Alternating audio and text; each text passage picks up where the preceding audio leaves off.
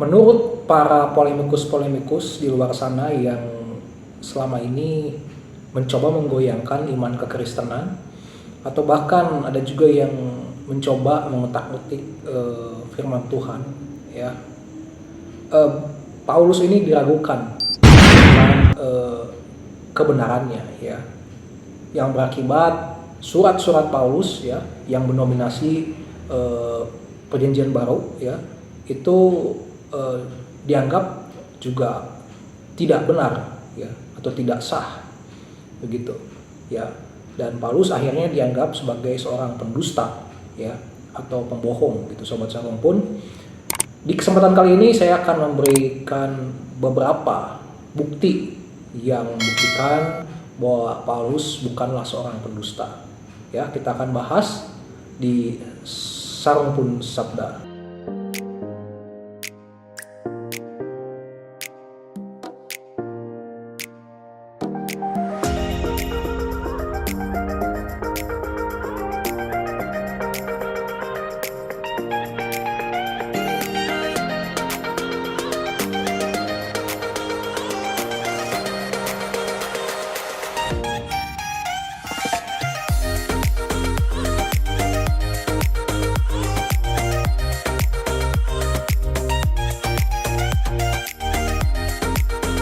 Saya akan mulai dengan banyaknya atau maraknya orang-orang, ya kita sebut saja polemikus-polemikus begitu, yang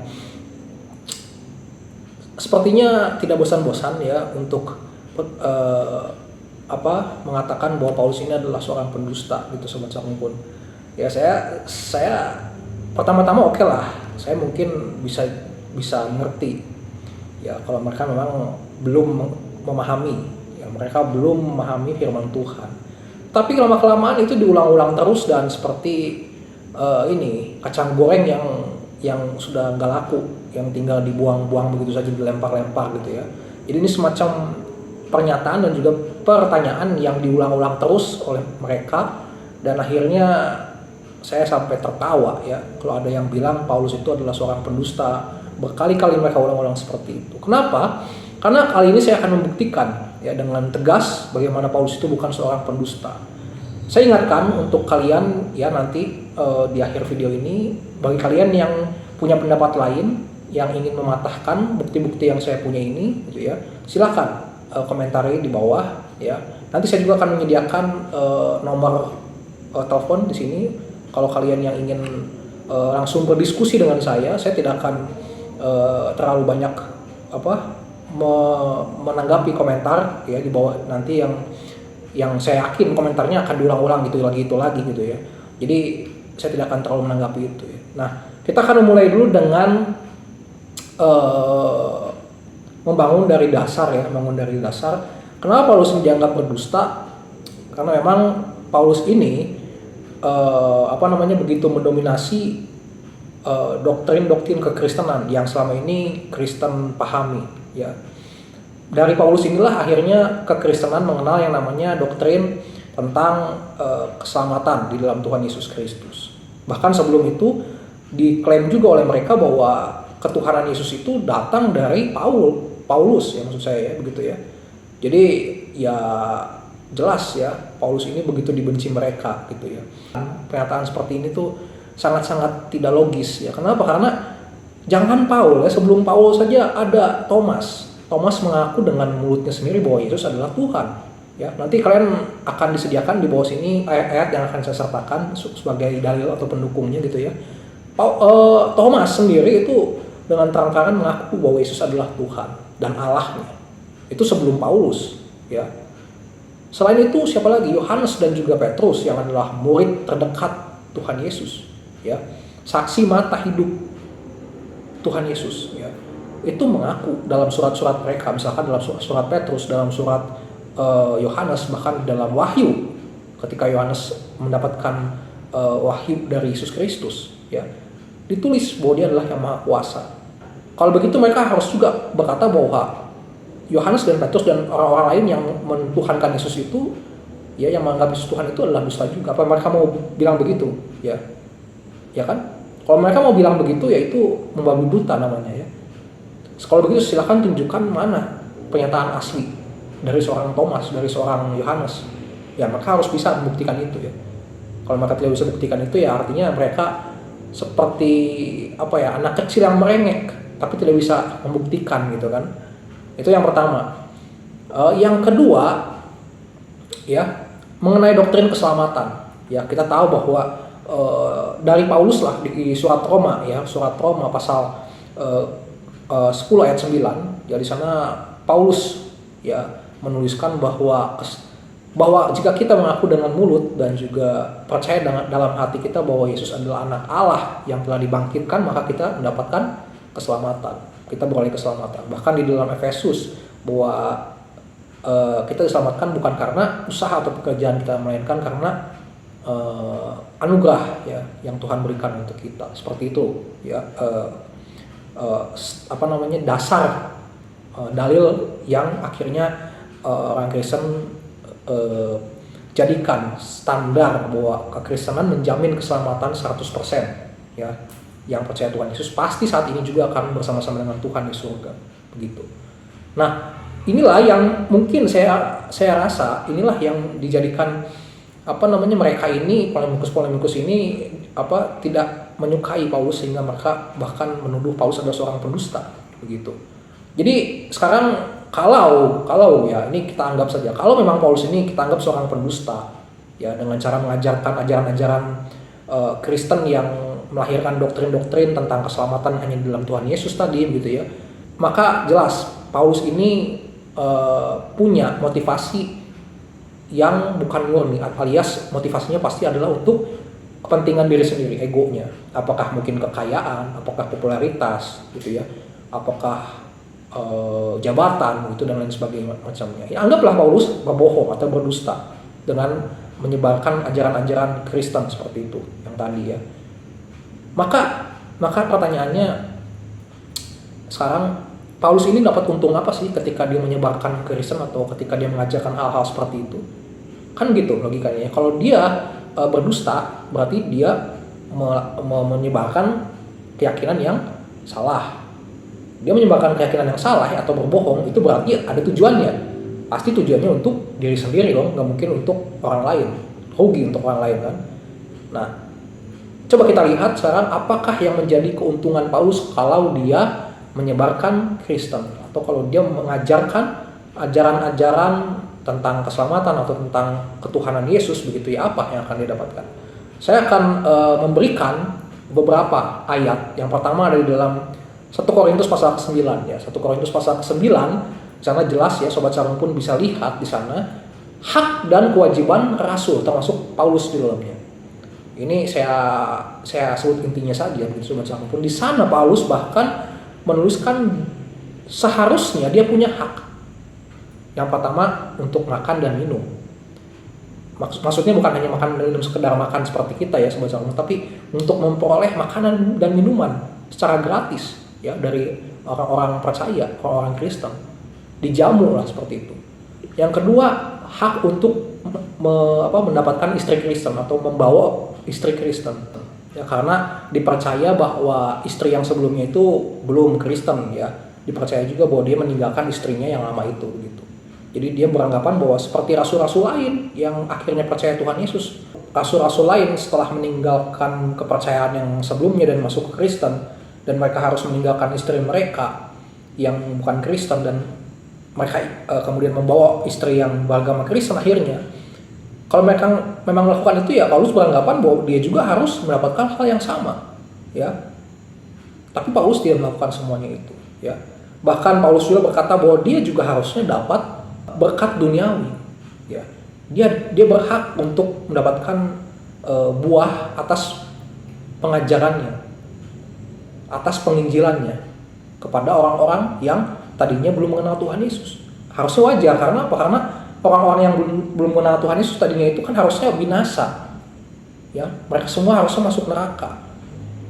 Tapi sekarang mereka menjadi bisa hidup yang kekal. Kenapa? Karena berkat Paulus yang mengajari tentang kekristenan, yang memberitakan Injil. Akhirnya mereka menjadi kenal siapa Tuhan Yesus dan menerima Tuhan Yesus, ya kan? Etikanya harusnya mereka memberikan harta, memberikan rumah, memberikan makanan kepada Paulus, dan Paulus juga harusnya punya dan bisa saja meminta itu kepada mereka, menuntut itu. Tapi Paulus tidak melakukan hal itu. Jadi ini seharusnya kita sudah mulai tahu ya bahwa Paulus ini tidak punya motivasi untuk dirinya sendiri. Paulus tidak mementingkan dirinya sendiri. Ya, yang kedua, kita lihat di dalam Kisah Para Rasul 26 ayat keempat ya. Ini tentang kesaksian Paulus di depan pengadilan ya ketika itu, ya ketika dia diadili, dia mengatakan bahwa sebenarnya semua orang Yahudi kalau mereka mau bersaksi, mereka juga akan bersaksi bahwa sebenarnya Paulus ini mengatakan yang benar. Ketika Paulus bersaksi, dia adalah seorang Yahudi yang taat, bahkan dia adalah seorang yang berasal dari garis keras, yaitu dari Farisi ya. Jadi di dalam Yahudi itu terdapat setidaknya tiga mazhab, yaitu ada Saduki, ada Farisi, dan juga ada Eseni ya. Nah, Paulus ini berasal dari Farisi, mazhab yang paling keras, yang paling strict terhadap peraturan agama ya, terhadap kehidupan agamawinya gitu ya. Saat Paulus menyampaikan hal itu, justru orang-orang Farisi akhirnya menjadi berpihak kepada Paulus ya. Mereka cuma bilang ini Paulus ini bertemu dengan roh atau malaikat. Sepertinya Paulus ini mendengarkan suara roh atau malaikat, sehingga Paulus bersaksi bahwa dia berjumpa dengan Tuhan Yesus. Dan tidak ada yang membantah tentang kesaksian Paulus itu. Dia adalah seorang Yahudi yang taat, dia adalah seorang agamawan yang taat. Tidak ada yang berani membantah, karena memang semua pasti menyetujui apa yang dikatakan oleh Paulus ketika itu ya. Nah, Sobat Sarumpun, orang Farisi di mana Paulus ini berasal gitu, adalah golongan yang paling berpengaruh di dalam politik Yerusalem. Tentu Yerusalem ini sebagai pusat orang Yahudi ya, untuk mereka beribadah di sana. Dan buktinya adalah ketika Paulus dulu ingin menganiaya orang-orang Kristen, dia sampai bisa dapat surat perintah dari imam besar yang ada di Yerusalem, tentu saja ya. Jadi sebenarnya Paulus itu dulu punya kekuasaan secara politik ya. Farisi juga ya, ini dipercaya bahwa kelompok ini sudah terbiasa dengan kehidupan yang sederhana. Artinya mereka tidak memandang antara kelas atas dan kelas bawah. Mereka tidak melihat harta ya, yang mereka benar-benar diperhatikan adalah kehidupan rohani, kehidupan agamawi ya, itu saja ya. Jadi Paulus ini sebenarnya sudah terbiasa sejak dahulu ini tidak memandang harta. Tapi yang selama ini yang dari dulu dia dapatkan pengajaran tentang bagaimana orang harus strict terhadap ajaran agamawi yang diajarkan oleh Musa ya, diajarkan oleh Allah dalam perjanjian lama. Setelah dia menjadi seorang Kristen, apa yang didapatkan Paulus? Apakah Paulus lebih kaya, lebih hebat, maksudnya dia punya jabatan yang lebih hebat, punya pendukung yang lebih hebat? Kan justru sebaliknya ya. Paulus bersaksi bahwa dia justru bahkan didera, dia banyak dicerca, dia dipenjarakan, bahkan beberapa kali dia hampir saja mati ya. Itulah yang didapatkan Paulus ketika dia menjadi seorang Kristen. Dan bahkan Sobat Sarumpun, dia harus meninggalkan semuanya ya, kenyamanan-kenyamanan duniawi yang sudah dia pernah dapatkan dulu ya. Dia punya jabatan, dia punya pengaruh, dia punya istri, keluarga, semua dia tinggalkan ya. Karena bagi Paulus sendiri, apa yang menjadi keuntungan dahulu ya, itu adalah kerugian, katanya di dalam Filipi pasal ketiga. Saat dia menerima atau mendapatkan Yesus Kristus, itulah keuntungannya saat ini. Dan selain itu, yang menjadi keuntungan bagi Paulus adalah ketika orang-orang jemaat di Tesalonika salah satunya bertobat ya, percaya kepada Tuhan Yesus. Itulah yang menjadi sukacita bagi Paulus, itulah yang menjadi mahkota bagi dia, dikatakan di dalam Tesalonika. Jadi itulah keuntungan Paulus. Apakah keuntungan pribadi? Tentu saja bukan kan. Itu keuntungan untuk orang lain. Ya, demi Injil diberitakan, Paulus rela untuk meninggalkan keuntungan-keuntungan pribadi yang dahulu. Ya, bagaimana kita bayangkan dengan kepercayaan-kepercayaan lainnya mungkin yang ada yang mengajarkan bagaimana nabinya atau gurunya yang mengajarkan kepercayaannya itu justru lebih mementingkan dirinya sendiri. Apakah dengan cara memerangi orang atau bangsa lain untuk mendapatkan keuntungan sendiri. Tapi Paulus tidak seperti itu. Dia tidak harus dengan cara perang untuk mendapatkan keuntungan, ya. Nah, setelah kita melihat bahwa sebenarnya Paulus ini tidak punya ego, ya, seharusnya kita sudah mulai ini tercerahkan bahwa sebenarnya berarti Paulus ini bukan orang yang senang berdusta, bukan orang yang bahkan tidak suka berdusta, gitu ya. Saya akan berikan bukti kenapa Paulus ini tidak berdusta, karena dia memiliki saksi hidup, saksi mata hidup, catat ya. Ketika dia berjumpa dengan Tuhan Yesus di perjalanan ke Damsyik. Ingat, hukum Musa, ya, yang ada juga ketetapan dari Tuhan, ya. Kalau seseorang dinyatakan sah kesaksiannya, pernyataannya, dia harus memiliki setidaknya 2-3 orang saksi. Ya, kalau cuma 1 orang itu bukan kesaksian, tapi harus diperkuat dengan adanya 2 orang, ya, minimal.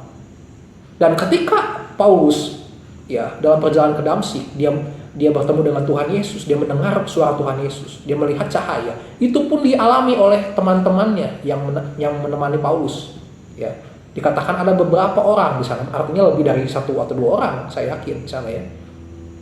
Dan kedua, itu saksi mata hidup, ya. Kedua, mungkin kita bisa bilang begini, mungkin Polemikus di sana akan bilang begini, itu kan karangannya Paulus aja, kesaksian palsunya Paulus, bisa aja dikarang-karang. Sekarang saya mau kita ajak berlogika sedikit, ya. Jadi ini bukti yang kedua, kalau tadi Paulus mendapatkan saksi mata, yang kedua adalah saksi mata itu membenarkan kesaksiannya Paulus. Jadi sangat kuat sekali kesaksiannya Paulus ini. Kenapa? Dari mana kita tahu bahwa saksi mata tadi membenarkan Paulus? Dari pertobatan saksi mata ini. Ya, kita berlogika sedikit begini. Kalau orang-orang atau teman-teman Paulus yang di perjalanan Damsyik itu meninggalkan Paulus, katakanlah mereka tidak percaya dengan apa yang dialami oleh Paulus, harusnya mereka balik lagi ke Yerusalem. Mereka tidak akan ke Damsyik. Atau kalaupun mereka ke Damsyik menemani Paulus, mengantarkan Paulus, kan di dalam ayat itu, kalau mereka benar-benar masih ingin menganiaya orang Kristen, mereka akan pulang dulu ke Yerusalem, setidaknya untuk melaporkan kondisi dari Paulus yang akhirnya sudah mendapatkan wahyu dari Tuhan Yesus, yang akhirnya sudah mulai goncang imannya, ya, setidaknya untuk agar ada bantuan dari Yerusalem untuk menjemput Paulus supaya dia tidak menjadi seorang Kristen, ya, atau supaya diselamatkan dulu deh Paulus, gitu kan. Tapi ini buktinya tidak ada, ya. Nah, bukti yang kedua adalah Sobat Saru pun lihat di dalam perjalanan terakhir Paulus, ya, ketika dia kembali ke Yerusalem, ya. Sebenarnya sudah diperingatkan untuk Paulus ini tidak kembali ke Yerusalem, tapi akhirnya dia kembali lagi. Di sana orang pertama yang ingin membunuh Paulus itu bukan orang-orang Yahudi dari Yerusalem, tapi orang-orang Yahudi yang ada di Asia, yang dari Asia. Artinya orang-orang Yahudi pendatang, orang-orang Yahudi yang tidak mau menerima Injil, yang berasal dari luar Yerusalem. Ini aneh, ya, karena harusnya kalau memang Paulus ini berdusta, ya, saksi-saksi tadi yang di Damsyik tadi, ya, itu akan melaporkan kejadian Paulus dan akan kembali ke Yerusalem. Dan akhirnya justru Paulus akan dicari oleh orang-orang di Yerusalem, Yahudi yang ada di Yerusalem. Dan mungkin bisa jadi orang pertama yang menginginkan Paulus dibunuh adalah orang-orang Yahudi Yerusalem.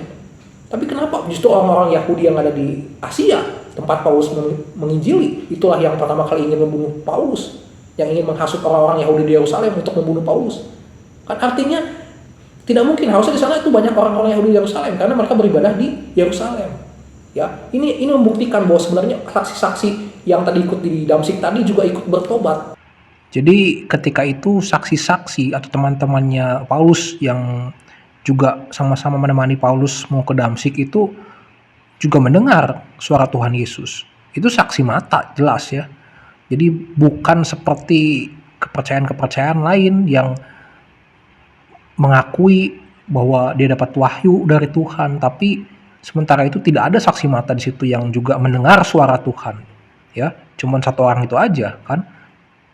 Jadi yang mana yang dibilang berdusta itu? Yang bisa dibilang berdusta? Kan tentu saja yang punya saksi lah yang benar, gitu kan. Mereka bukan hanya mengantarkan Paulus untuk tiba di Damsyik, tapi mereka juga sama-sama bertobat bersama dengan Paulus. Mereka akhirnya percaya kepada Tuhan Yesus dan tidak lagi kembali ke Yerusalem. Mereka menjadi murid Paulus. Ya, mereka menjadi murid Kristus di sana, ya, menjadi seorang percaya, sama-sama dibaptis. Hanya saya tidak diceritakan di dalam secara rinci di dalam Alkitab, begitu, ya. Nah, ini yang ketiga, yang terakhir, bukti yang bisa menskakmat gitu ya, adalah adanya pengakuan dari orang-orang Yahudi yang bermazhab Farisi. Ingat ya, orang-orang Farisi tadi adalah orang-orang yang paling berpengaruh secara politik di Yerusalem, pusat orang-orang Yahudi. Ya. Dari mana kita tahu? Di dalam pasal ke-22 ya, di sana ketika Paulus sedang bersaksi di depan orang-orang Yahudi, ya. Di sana ada orang-orang Yahudi Saduki dan juga Farisi. Ada dua golongan. Ya. Tapi apa yang terjadi? Yang terjadi adalah tadinya mereka orang-orang Yahudi ini bersepakat untuk mau mengadili dan membunuh, membinasakan Paulus, ya. Tapi ketika Paulus bersaksi dan dia berbicara dengan bahasa Ibrani, dan dia mengatakan bahwa dia adalah seorang dari Farisi, ya, orang-orang Farisi, orang-orang Yahudi di situ yang dari golongan Farisi justru malah berbalik menyatakan bahwa Paulus ini adalah benar kesaksiannya, ya. Tidak ada yang salah dengan Paulus, dikatakan seperti itu kata orang-orang Yahudi yang bergolongan Farisi. Mungkin saat itu Paulus sedang berjumpa dengan roh atau malaikat. Kenapa? Karena orang-orang Farisi percaya dengan adanya roh dan malaikat. Sedangkan orang Saduki tidak mempercayai adanya malaikat dan roh, bahkan mujizat. Jadi sebenarnya yang tidak mempercayai Paulus, kesaksian Paulus itu sampai sekarang saya yakin adalah orang-orang Yahudi yang bergolongan atau bermazhab Saduki, yang tidak mempercayai adanya roh, malaikat atau adanya mujizat. Apakah para polemikus, terutama yang mungkin dari Muslim yang coba mengotak-atik Alkitab, yang mencoba menuduh kekristenan, kalian juga mau mendukung orang-orang Saduki ini yang tidak percaya dengan malaikat? Bukankah kalau kalian mendukung mereka artinya kalian juga seorang yang kafir? Karena setahu saya Islam juga meyakini adanya malaikat. Ini menjadi aneh kan? Jadi yang mana yang mau kalian dukung? Orang Saduki atau Farisi? Karena hanya dua orang itu yang ingin mengadili Paulus ketika itu. Bahkan orang Yahudi Farisi sekalipun itu mendukung kesaksian dari Paulus. Yang mereka benci adalah ketika Paulus ini ingin mengenyahkan hukum-hukum Taurat, itu saja yang mereka benci. Ya. Soal kesaksian dia berjumpa dengan Tuhan Yesus, maka tidak mempermasalahkan itu. Maka mendukung apa yang disaksikan oleh Paulus. Sebenarnya masih banyak bukti-bukti yang lain sahabat yang bisa saya berikan. Cuman ya setidaknya dengan 3 bukti tadi saja saya rasa sudah sangat-sangat kuat ya untuk membuktikan bahwa Paulus ini bukanlah seorang pendusta ya. Tapi kalau memang kalian masih kekeh ya ingin membantah, silakan tuliskan di komentar ya. Tapi saya sekali lagi sudah memperingatkan, saya tidak akan mau banyak untuk menanggapi pertanyaan-pertanyaan yang diulang-ulang terus ya, apalagi yang hanya berkuar-kuar bahwa Paulus ini adalah pendusta dan semacamnya sampai tidak bisa memberikan bukti, membantah bukti yang saya berikan ini gitu ya. Begitu saja, kiranya ini boleh kalian share, ya kalian pelajari, dan bahkan kalian kritisi. Tuhan Yesus memberkati.